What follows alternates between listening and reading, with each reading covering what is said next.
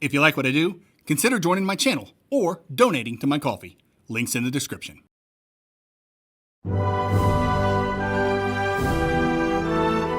Hey, mina vänner! Welcome to Sweden, home of cold winters where northern lights dance over Lapland, beautiful Nordic forests with endless pine and birch stretching across the country, and medieval castles like Gripsholm, Kolmar, and Vadstena that stoically guard centuries of history. These are landscapes so breathtaking, they feel pulled straight from myth. Take Gamla Uppsala, for example, the ancient heart of Sweden, where royal burial mounds rise from the earth, Norse gods were once worshipped, and centuries of history echo across the plains. I guess what I'm trying to say is, Sweden is a bit more than just Volvos, ABBA, IKEA, meatballs, and that one Muppet chef who talks funny. And by Odin's beard do the Swedes make great video games. From explosive AAA hits like Helldivers 2 to critically acclaimed masterpieces like It Takes Two, all the way down to tiny indie darlings like,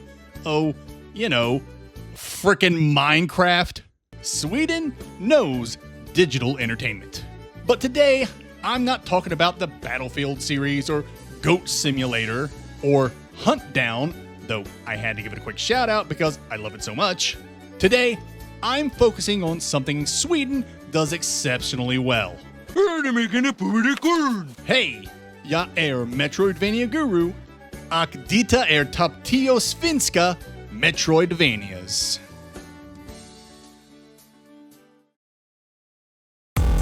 Number 10. Knytt Underground comes from a single Swedish developer, Niffless, and it's the only game in the Knytt series I've actually played. But it left an impression on me. It's a massive, atmospheric Metroidvania that trades combat for exploration, mood, mystery, and platforming. You play as me, a mute sprite, wandering a post-human underground filled with strange creatures, ancient ruins, and some of the wackiest backgrounds you'll ever see. Some areas literally use MP footage of mushrooms. It's a trip. What makes Knytt Underground special is its scale. This world is huge, sprawling across thousands of interconnected screens. And instead of fighting enemies, the challenge comes from precision platforming, clever environmental puzzles, and the joy of simply getting lost. It's meditative, it's quirky with fourth wall breaks, and at times it feels downright phantasmagoric with its surreal imagery. It's also a bit pretentious for my tastes. The ending is genuinely pointless to reinforce the dev's nihilistic worldview. Niffless even pops in to say as much. Is this a Swedish thing? Being a big old bummer? You Swedes will have to let me know in the comments. Number 9. Iconoclasts is one of the most impressive looking solo developed Metroidvanias ever made. Created almost entirely by Swedish developer Joakim Cognac Sandberg. And you can feel that personal touch in every pixel. This game is gorgeous, expressive, and packed with some of the best 2D animation you'll see in the genre. You play as Robin, a mechanic with a wrench, a stun gun, and a habit of fixing things she's not supposed to touch because it goes against religious dogma. The world's a colorful but oppressive place ruled by a theocratic authority called the One Concern, and the story goes way deeper and way darker than you'd expect from a game that looks this bright and charming. What makes Iconoclasts outstanding is its narrative. The gameplay and puzzles are good, and its overall presentation is incredible, but the game's plot and characters still vividly stick with me years after I put the One Concern and the Star Worm to rest. The story is surprisingly emotional, surprisingly funny, and surprisingly tragic. And that ending? One of the most divisive in video game history, as far as I'm concerned. But I loved it and found Cognac's approach to be a much more entertaining and effective way to reinforce nihilism than Niffless's. Wow, that's 2 bummer endings in a row. Are you Swedes okay?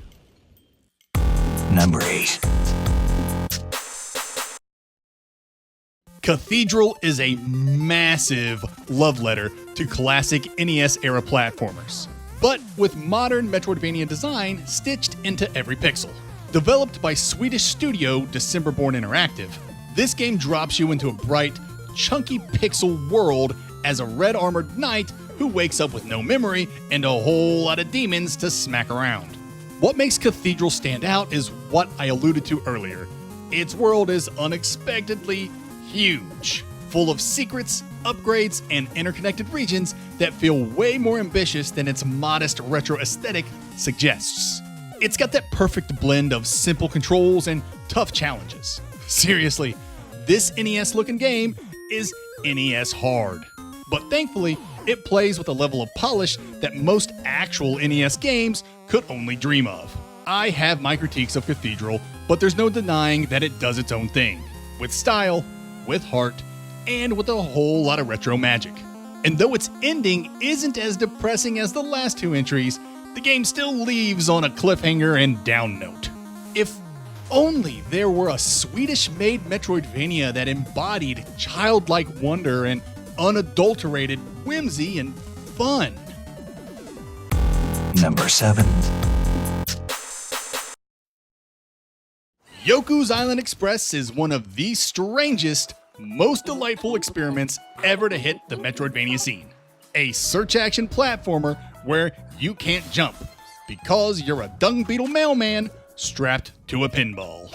Developed by Swedish studio Villa Gorilla, this game takes the genre's usual platforming and replaces it with flippers, bumpers, and physics-based pinball nonsense. And it works beautifully. You play as Yoku, delivering mail across a sunny island full of quirky characters, ancient gods, and tropical secrets. The whole world's one giant, interconnected pinball table, and every area becomes a puzzle of momentum, bouncing, ricocheting, and slingshotting your way through caves, beaches, and jungles.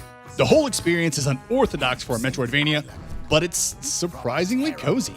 What really sells it is the breezy, tropical atmosphere. The art is gorgeous and bright, the music is chill, and the tone is pure, summer vacation core, which is refreshing after 3 Swedish games in a row that tried to crush your soul with existential dread. Yoku's Island Express is the rare Metroidvania that just wants you to relax, explore, and have fun. It's a sunny, pinball-powered gem. And I dare you to play this game and not smile. You can't. It's impossible. I don't care how nihilistic of a Swede you are. Number 6. Alwa's Awakening and Alwa's Legacy are 2 beautifully crafted Metroidvanias from Swedish studio Elden Pixels. And together, they form a charming duology in the genre. Awakening is a deliberate throwback to NES-era design. Chunky pixels, limited moveset, and a focus on patience, exploration, and clever use of magic. Legacy, on the other hand, takes that foundation and evolves it into a modern, colorful, open-ended adventure with way smoother movement and a ton of player freedom.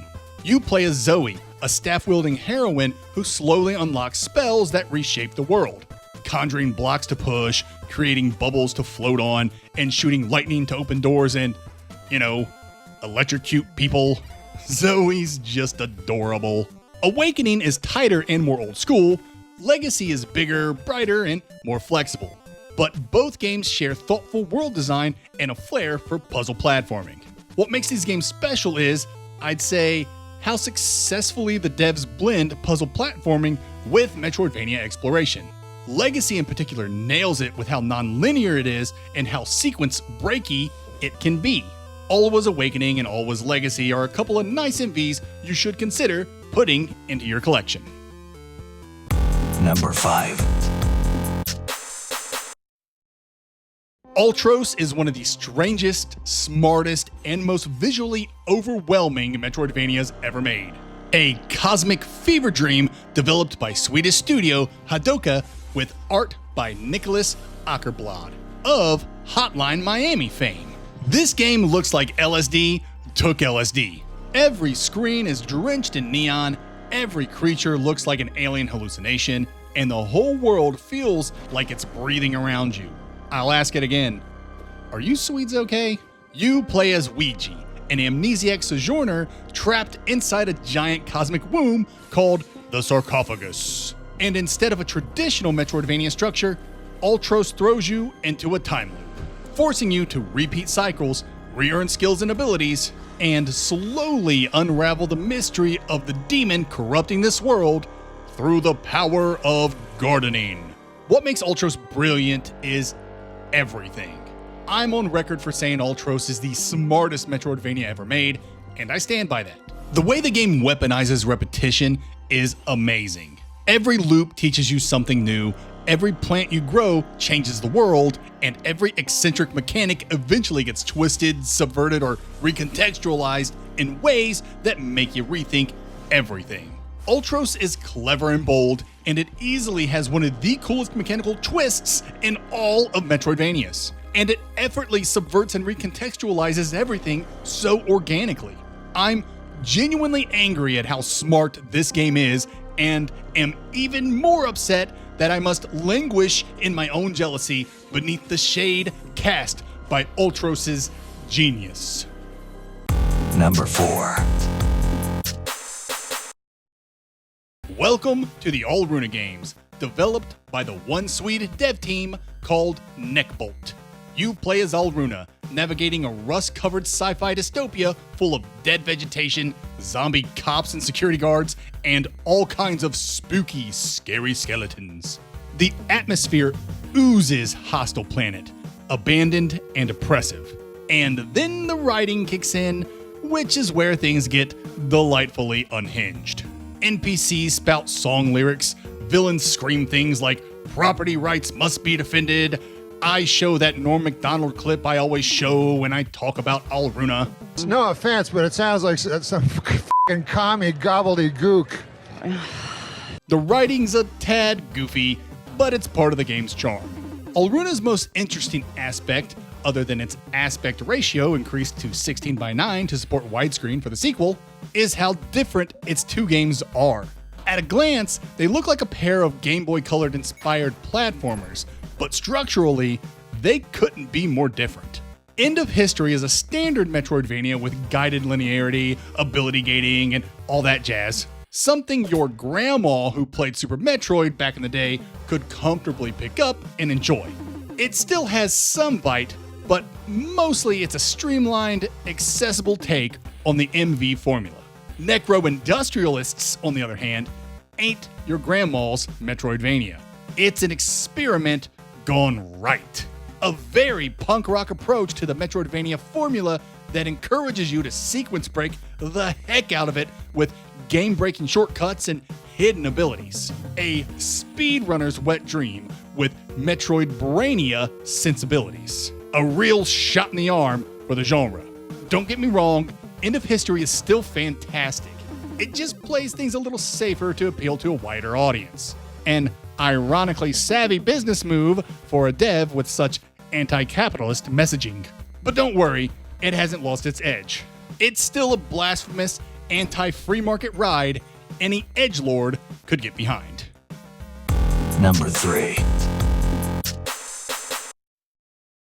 Basti, the lone Swedish developer behind the lone Fungus games, pulled a similar move to what NecroIndustrialists did with Alruna. He took his less conventional Metroidvania and reshaped it into a more traditional one to reach a wider audience. And in doing so, the series lost a bit of its identity.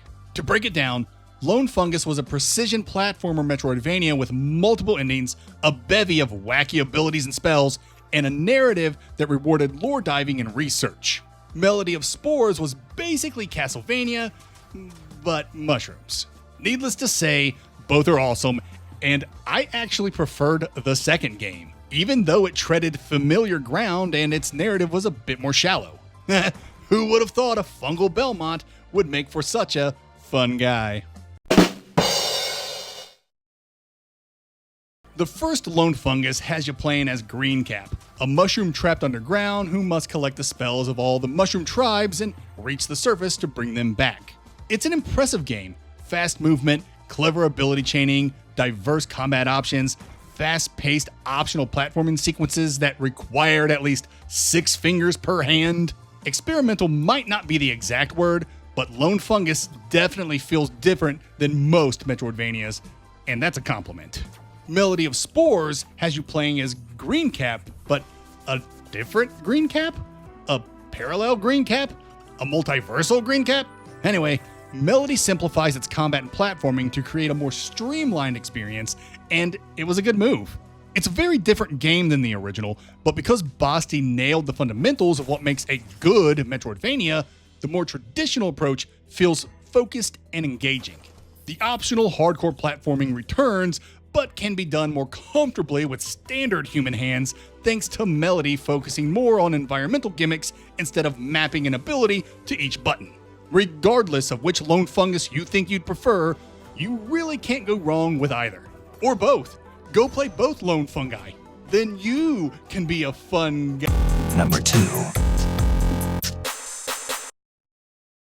Developed by Swedish studio Image and Form, SteamWorld Dig is a tough one for me to rank because I don't even know if I like it. I'm just so addicted to it. You play as Dorothy, a steam-powered robot searching for Rusty, the protagonist from the first game. And instead of a traditional Metroidvania world, SteamWorld Dig 2 gives you a dig-your-own-adventure, a hybrid of handcrafted rooms and procedural tunnels that somehow never feels messy, random, or repetitive. Every upgrade, every gadget, every movement enhancement makes traversal smoother, faster, and more expressive. The game's brilliance comes in its momentum. SteamWorld Dig 2 is built around a perfect feedback loop. You dig, you find resources, you upgrade, you move faster, you dig deeper, you find more resources and secrets, you upgrade again, you move even faster, you do more digging, you find more resources. It's Metroidvania progression distilled into pure satisfaction. And I just don't know when to stop. Please, send help. Number 1. It's time for a divine bloodletting.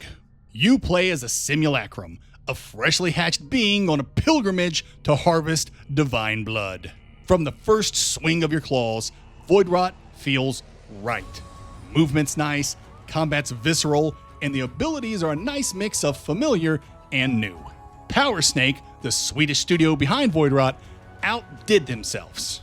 Voidwrought may not be the most original Metroidvania on the market, but it combines a lot of what makes modern Metroidvanias fun and delivers it in a cool, creepy package. Non-linear exploration, base building, modifiers that encourage builds, side quests, secrets upon secrets, an immersive and dark world. To put it succinctly, Voidwrought combines progression, exploration, and narrative just the way I like it. Voidwrought's world design is the real magic trick. It's open, non-linear, and shockingly flexible. Basically guarantee that no two people's playthroughs are going to be the same. It's the kind of design that trusts players will explore, experiment, and carve their own path through the ruins of this ancient civilization. I love the hand-drawn art.